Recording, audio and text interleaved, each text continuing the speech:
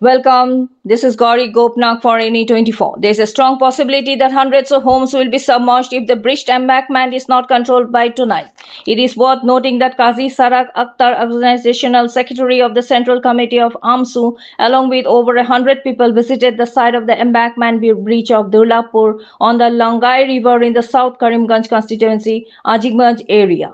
After inspecting the situation on the ground at Durlapur, Sadiq Akhtar stated that for nearly a decade, the embankments in Durlapur, Muradpur and Tapadar Para have remained damaged. During every monsoon season, due to continuous rains, the local people live in fear.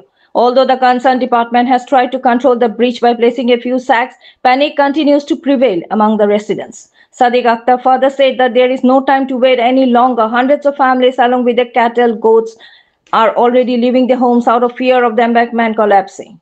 Therefore, unless something is done by tonight to partially resolve the breach, the Langai River will break through the embankment and hundreds of homes will be submerged and destroyed. Finally, Sadiq Akhtar and the people of the greater area asked the Honorable Minister Krishnendu Paul to immediately take action and requested the swift repair of the breached Langai River embankment at Durlapur. During the inspection, present were Abu Sufia, advisor of the Karimganj District Committee of AMSU, and other prominent local individuals.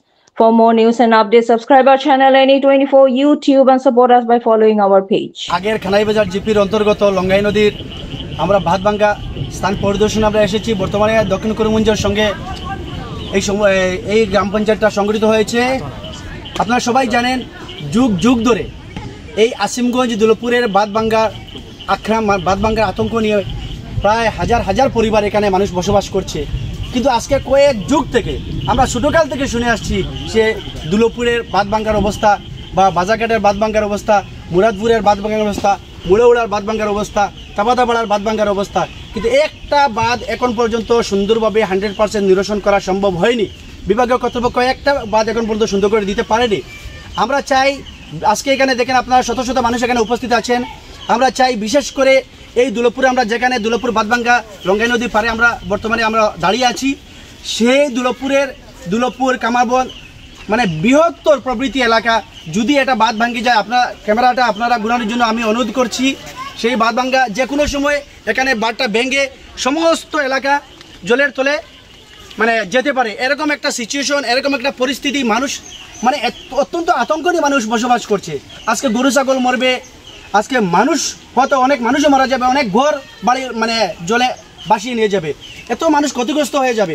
আমরা বিভাগীয় কর্তৃপক্ষ engineer এখানে SDO এখানে উপস্থিত হয়েছিলেন, আমরা ওনাদেরকে প্রশ্ন করেছিলাম। ওনারা বললেন যে আমরা এটা ভিজিট করেছি, পরিদর্শন করেছি, করে আমরা ভিডিও ক্লিপ বানিয়ে এবং ফটো বানিয়ে আমরা ঊর্ধ্বতন কর্তৃপক্ষের কাছে আমরা পাঠিয়ে দেবো।